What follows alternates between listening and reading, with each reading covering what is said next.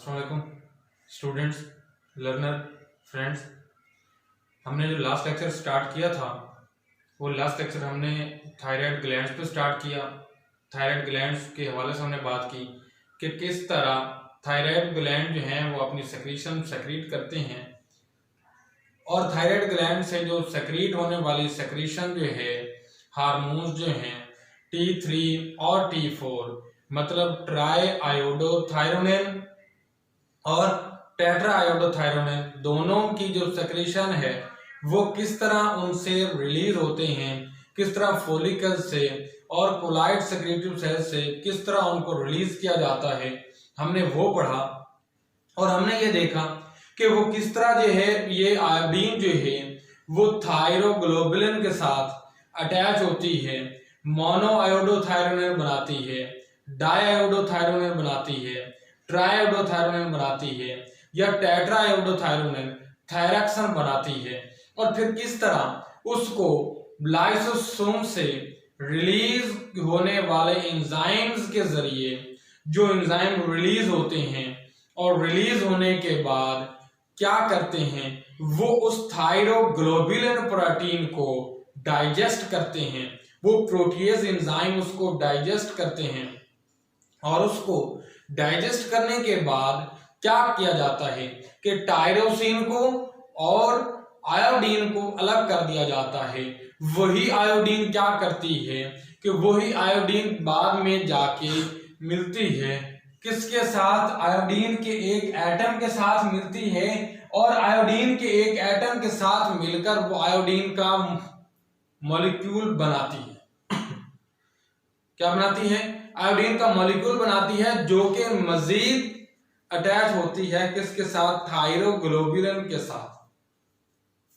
भारत ये previous lecture था जिसमें हमने थायरॉक्सिन और ट्राईआयोडोथायरोनिन के मुतालिक बात की थी। तो आज हमारा जो टॉपिक है जिसमें हम बोलने जा रहे हैं कि ये थायराइड हार्मोन्स जो हैं उनका फंक्शंस क्या हैं, वो किस तरह अपने फंक्शन परफॉर्म करते हैं, क्या क्या फंक्शन परफॉर्म करते हैं, और इनकी एबनॉर्मेलिटीज क्या हैं, वो एबनॉर्मेलिटीज किस तरह इनको जो है वो अफेक्ट करती हैं। चलो, तो इससे पहले कि हम अपने टॉपिक को मजीद आगे की तरफ बढ़ें, लेक्चर को स्टार्ट करें, तो जिन लोगों ने मेरा चैनल जाफर बायोलॉजी को सब्सक्राइब नहीं किया तो उसको सब्सक्राइब करें, बेल आइकन को प्रेस करें, वीडियो पसंद आए इसको लाइक और शेयर करना मत भूलें। तो हमारा पॉइंट क्या है? हमारा पॉइंट ये है कि फंक्शंस ऑफ थायराइड हार्मोन्स के मतलब हमने बात करना है। तो दो हार्मोन्स हमने देखे कि एक T3 एक T4, ट्राई आयोडोथायरोनिन और टेट्रा आयोडोथायरोनिन। टेट्रा आयोडोथायरोनिन को थायरक्सन के नाम से भी जाना जाता है। किसके नाम से जाना जाता? थायरक्सन के नाम से जाना जाता। अब ये T3 और T4 जो रिलीज हो रहे हैं ये बॉडी में कौन कौन से फंक्शन परफॉर्म करते हैं? पहले तो ये चीज है कि जो थायरक्सन है, टेट्रा आयोडोथायरोनिन है, ये कन्वर्ट हो जाता है T3 में। किस में कन्वर्ट होता है? T3 में कन्वर्ट होता है कब? जब एक आयोडीन को रिप्लेस किया जाएगा, मतलब रिलीज किया जाएगा, रिप्लेस क्या बेटा, रिलीज किया जाएगा, तो एक आयोडीन को डी आयोडीनाइजेशन के जरिए रिलीज करके T3 को बनाया जाता है। चलो, ये तो वो फैक्टर है जो इंटरकन्वर्जन है कि जिसमें हम ये देखते हैं कि भाई जो T4 है वो T3 में कैसे कन्वर्ट हो रहा है। ठीक है, अब हम आगे बात करते हैं। हमने लास्ट लेक्चर में भी बात की थी कि ये इंक्रीज करता है मेटाबॉलिक रेट को, मेटाबॉलिज्म को इंक्रीज करता है। और मैंने ये है कि ये जो थायरक्सन और T3 हैं इनकी प्रोडक्शन अगर थायराइड ग्लैंड से ना हो, इनकी थायराइड ग्लैंड से अगर प्रोडक्शन ना हो तो क्या होता है कि इनकी अगर प्रोडक्शन नहीं होगी तो 40 to 60% अगर इनकी प्रोडक्शन जो है वो, ये मैं तीर के निशानी बता रहा हूं कि प्रोडक्शन लेवल नीचे आ जाए तो 40 to 60% जो है वो मेटाबॉलिक रेट भी, MR से मैं जाहिर कर रहा हूं, वो भी नीचे आ जाता है। अगर इनकी प्रोडक्शन T4 की और T3 की क्या है कि वो ना हो, तो इनकी प्रोडक्शन ना होने की वजह से, इनकी प्रोडक्शन ना होने की वजह से क्या होता है कि बॉडी का मेटाबॉलिज्म जो है, बॉडी का जो मेटाबॉलिक रेट है वो क्या होता है कि 40 to 60% तक नीचे आ जाता है। 40 to 60% तक बॉडी मेटाबॉलिज्म रेट जो है वो नीचे आ जाता है। और अगर इनकी प्रोडक्शन होती रहे, नॉर्मल लेवल पे होती रहे, इनकी जो है प्रोडक्शन मुनासिब मिकदार में होती रहे, तो क्या होता है कि यही जो मेटाबॉलिज्म है वो 60% तक बढ़ जाता है बॉडी का। अब जहां भी मेटाबॉलिज्म की हम बात कर रहे हैं कि मेटाबॉलिज्म को बढ़ा देते हैं, वहीं पे हम बात क्या करते हैं कि ये माइटोकॉन्ड्रिया की तादाद को भी इंक्रीज कर देता है। किसको इंक्रीज कर देता है? माइटोकॉन्ड्रिया। अब माइटोकॉन्ड्रिया की तादाद इंक्रीज करने से इसका क्या भी लेना देना है? माइटोकॉन्ड्रिया तो अपना डीएनए रखता है, वो तो एक सेल्फ रेप्लिकेटिंग बॉडी है, वो तो खुद रेप्लिकेट करता है, उसके तो अपने रेप्लिकेशन का जो है वो एक तरीकाकार है, वो खुद रेप्लिकेट करता है, वो जनरेट करता है अपने रेप्लिकेशन को, अपने जो है वो एक साइक्लिंग एक्टिविटी परफॉर्म करता है। उसका इससे क्या लेना देना, इसका उससे क्या लेना देना है लेना देना इसका क्या है? क्योंकि भाई माइटोकॉन्ड्रिया, पहली बात हमें जानना होगी कि माइटोकॉन्ड्रिया करता क्या है। माइटोकॉन्ड्रिया क्या करते हैं? माइटोकॉन्ड्रिया के अंदर क्रेब साइकिल होता है। अब क्रेब साइकिल का काम क्या है? एटीपी की जनरेशन। जितनी भी मेटाबॉलिज्म होता है एटीपी को जनरेट करने के लिए, जितनी भी रेस्पिरेशन होती है एटीपी को जनरेट करने के लिए, उसमें सबसे ज्यादा मैक्सिमम जो है वो हिस्सा एटीपी की प्रोडक्शन का वो जो डालता है, वो ग्लाइकोलाइसिस नहीं डालती, वो इलेक्ट्रॉन ट्रांसपोर्ट चेन नहीं डालती है, वो एनारोबिक रेस्पिरेशन नहीं डालती है, बल्कि एरोबिक रेस्पिरेशन का वो प्रोसेस जो कि माइटोकॉन्ड्रिया के अंदर वकूफ पजीर हो रहा होता है वो डालता है। क्योंकि एटीपी मिलेगी तो एनर्जी मिलेगी, एटीपी की ब्रेकडाउन होगी तो एनर्जी होगी, एनर्जी होगी तो मेटाबॉलिज्म रेट जो है वो हो पाएगा, वो आगे परफॉर्म कर पाएगा। इसीलिए कि चूंकि माइटोकॉन्ड्रिया की तादाद बढ़ेगी, माइटोकॉन्ड्रिया की तादाद बढ़ेगी तो एटीपी की जनरेशन जो है वो ज्यादा होगी, एटीपी की जनरेशन जो है वो ज्यादा होगी। अब उस जो एटीपी की जनरेशन ज्यादा हो रही है, उसको ज्यादा करने के लिए ये क्या करते हैं कि माइटोकॉन्ड्रिया की तादाद को बढ़ाते हैं। क्योंकि माइटोकॉन्ड्रिया की तादाद बढ़ने से क्या होगा, हम जो बॉडी का मेटाबॉलिक रेट है उसके लिए एनर्जी मिलेगी और मेटाबॉलिज्म जो है वो 60% तक अबव चला जाएगा। तो जहां पे ये कहा जाता है कि भाई जहां पे एनर्जी की जरूरत होती है, जो बॉडी पार्ट वर्क करता है वहां पे ज्यादा वर्क करता है, वहां पे ज्यादा एनर्जी की जरूरत होती है, माइटोकॉन्ड्रिया अपनी तादाद बढ़ा लेते हैं, तो वहां पे बॉडी की ग्रोथ के लिए, उस ऑर्गेनिज्म की ग्रोथ के लिए एक फैक्टर ये थायराइड के हार्मोन्स भी हैं जो उस माइटोकॉन्ड्रिया की तादाद को बढ़ाने के लिए स्टिमुलेट करते हैं, माइटोकॉन्ड्रिया को स्टिमुलेशन देते हैं कि भाई अपनी तादाद बढ़ाओ, ताकि उसकी तादाद बढ़ेगी तो मेटाबॉलिज्म बढ़ेगा। तो मेटाबॉलिज्म बढ़ाने के लिए, माइटोकॉन्ड्रिया की तादाद को बढ़ाने के लिए स्टिमुलेशन जो है फैक्टर ये है कि थायराइड हार्मोन्स जो है वो स्टिमुलेट करते हैं। नेक्स्ट फंक्शन क्या है कि इफेक्ट ऑन ग्रोथ, कि ये चांदे फंक्शन मैंने बोले हैं कि ग्रोथ पे क्या इफेक्ट करता है। थायराइड, जैसे हमें पता है कि थायराइड हार्मोन्स जो हैं वो मेटामॉर्फोसिस में इन्वॉल्व हैं, टेडबोल की मेटामॉर्फोसिस में इन्वॉल्व हैं। इसी तरह कि इन थायरॉक्सिन्स का, इन आयोडीन कंटेनिंग हार्मोन्स का अगर लेवल हद से ज्यादा बढ़ जाए तो ये हाइपरथायरॉइडिज्म की तरफ चले जाते हैं। अगर लेवल इनका अपने लेवल से कम हो जाए तो इनको हाइपोथायरॉइडिज्म कहते हैं। हाइपर ज्यादा होना, हाइपो कम होना, थायरॉइडिज्म कि ये थायराइड हार्मोन्स जो हैं इनका लेवल से बढ़ जाना हाइपरथायरॉइडिज्म है, लेवल से कम हो जाना हाइपोथायरॉइडिज्म है। तो हाइपोथायरॉइडिज्म जो है वो क्या करती है, ग्रोथ को अफेक्ट करती है। दोनों कंडीशन में, हाइपो में भी हाइपर में भी। बहरहाल हाइपो में क्या होता है कि मेंटल रिटार्डेशन या ग्रोथ स्टंट की तरफ जाता है। अब हम देखते हैं कि ये इनकी एब्नॉर्मलिटीज किस तरह अफेक्ट करती हैं। अगर ये नॉर्मल रूटीन में रिलीज हो, अपने मुकर्रर लेवल पर रिलीज हो, तो ये ग्रोथ को परफेक्ट अंदाज में जो है वो परफॉर्म करने में मदद करता है। अब इसकी डिजीजेस अगर हम बात कर रहे हैं तो मैंने जैसे बोला हाइपरथायराइडिज्म या hypothyroidism. Hyperthyroidism, hyper stands for above the level, कि जब थायराइड हार्मोन जो हैं अपने एक लेवल से बढ़ जाते हैं, उनकी जो है वो प्रोडक्शन अपने लेवल से इंक्रीज हो जाती है। क्या हो जाती है, अपने लेवल से उनका जो है वो इंक्रीज हो जाती है, लेवल उनका मिकदार उनकी इंक्रीज हो जाती है, उस वक्त उसे हाइपरथायराइडिज्म कहते हैं। अब इस हाइपरथायराइडिज्म में होता क्या है कि हम जानते हैं कि TSH है, थायराइड स्टिमुलेटिंग हार्मोन है, वो रिलीज होता है। क्या है, जैसे मैंने यहाँ लिखा TSH रिलीज होता है, कहां से, पिट्यूटरी से रिलीज होता है।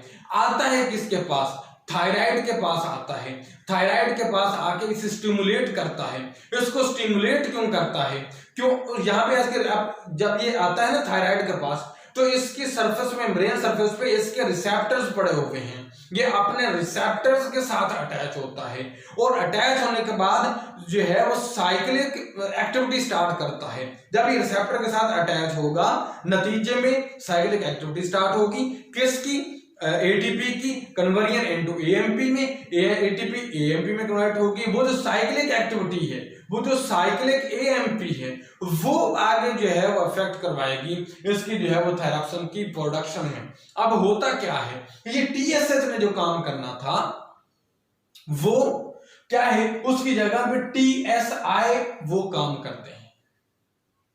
TSI क्या है, थायराइड स्टिमुलेटिंग इम्यूनोग्लोबुलिन।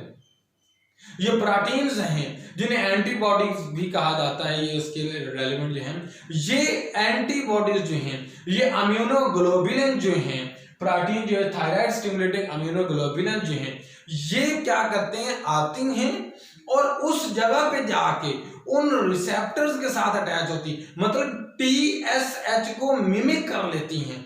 TSH ने जिन रिसेप्टर्स के साथ अटैच होना था, उन रिसेप्टर्स के साथ कौन अटैच होता है, TSI अटैच होता है, और जो काम TSH ने करवाना था वो काम TSI करवाएगा। अब आप ये कहेंगे कि इसमें भी क्या इफेक्ट करेगा भाई, ये कैसे इफेक्ट करता है। हाँ, जो TSH है वो चंद घंटों तक जो है वो थोड़ी ड्यूरेशन में थायराइड हार्मोन्स की प्रोडक्शन करवाता है, लेकिन जब ये अटैच होता है तो ये 12 घंटे तक, 12 आवर्स तक स्टिमुलेट करता है, और इसके स्टिमुलेशन के नतीजे में 12 घंटे तक थायराइड हार्मोन्स की प्रोडक्शन होती रहती है। और जब थायराइड हार्मोन्स की 12 घंटे तक प्रोडक्शन होती रहेगी इसके इफेक्ट की वजह से, तो लेवल ऑफ थायराइडिज्म जो है वो बढ़ जाएगा, थायराइड हार्मोन का जो लेवल है वो बढ़ जाएगा। ऐसी कंडीशन में उसे हाइपरथायराइडिज्म कहते हैं, और जो डिजीज हो जाती है उसे ग्रेव्स डिजीज कहा जाता है। क्या कहा जाता है, ग्रेव्स डिजीज कहा जाता है। कब, जब थायराइडिज्म का लेवल बढ़ जाता है। और थायराइडिज्म का लेवल कब बढ़ता है कि जब ये TSI मिमिक कर लेती है TSH को, तो उसकी जगह रिसेप्टर के साथ अटैच होती है। लेकिन याद रखिएगा, जब TSH को ये मिमिक कर रही है तो इसकी वजह से TSH का प्रोडक्शन लेवल जो है वो डिक्रीज कर जाता है पिट्यूटरी से with the passage of time. और ये भी कहा जाता है कि हो सकता है जो है इस तरह चलता रहे तो ये स्टंट कर जाए, 0 लेवल पे भी पहुंच जाए। बारह, दूसरा है एक्सोपिथैलेमस। अब एक्सोपिथैलेमस में क्या है, जब हाइपोथायराइडिज्म होता है तो नतीजतन क्या होता है कि जो आई बॉल्स हैं, ये आई बॉल्स जो हैं ये प्रोट्रूड हो जाते हैं, बाहर की तरफ निकल आते हैं। क्या होता है, प्रोट्रूड हो जाते हैं बाहर की तरफ, मतलब यूं करके जो लेवल है आई का वो बाहर की तरफ प्रोट्रूड होता है अपने इस सरफेस से आई बॉल जो है वो आगे की तरफ बड़ा होता है, निकला होता है। ऐसी कंडीशन में जब आई बॉल अपने इस सरफेस लेवल से आगे की तरफ बढ़ा हुआ हो तो उसे हम क्या कहते हैं, एक्सोपिथैलेमस कहते हैं। और ऐसी कंडीशन ये हाइपरथायराइडिज्म में भी वकूफ पजीर होती है और इसकी वजह से जो है वो आई साइट पे डिफरेंस आता है। और सम टाइम अगर ये हद से ज्यादा बढ़ जाए तो ये कॉर्निया के मसल्स वगैरह पे और दूसरे आंख के जो मसल्स हैं उन पे इफेक्ट करता है और नतीजतन जो है वो आई साइट जो है वो डैमेज हो सकती है बहुत ज्यादा। अब इसके सिम्टम्स क्या हैं, इनटॉलरेंस ऑफ हीट है कि हीट को जो है वो हीट बर्दाश्त कम हो जाना, या फिर एक्साइटेबिलिटी का बढ़ जाना, ठीक है, या पसीने का ज्यादा से ज्यादा रिलीज होना, स्वेटिंग का ज्यादा से ज्यादा रिलीज होना और मसल्स का वीक होना। तो ये सारी हाइपोथायराइडिज्म की कुछ जो है वो सिम्टम्स हैं।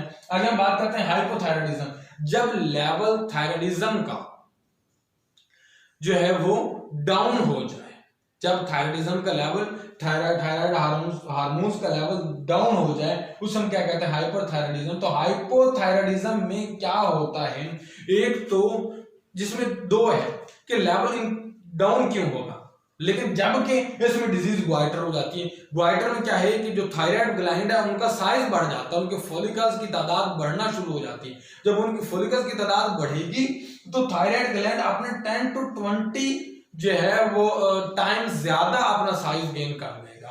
तो अपने 10 to 20 टाइम अपना साइज जो है वो ज्यादा गेन करेगा, उसे ग्वाइटर की बीमारी भी कहते हैं। लेकिन अब यहाँ पे आप एक क्वेश्चन राइज करोगे कि भाई जब इसका 10 to 20 टाइम साइज बढ़ रहा है तो फिर थायराइडिज्म का लेवल कम क्यों हो रहा है?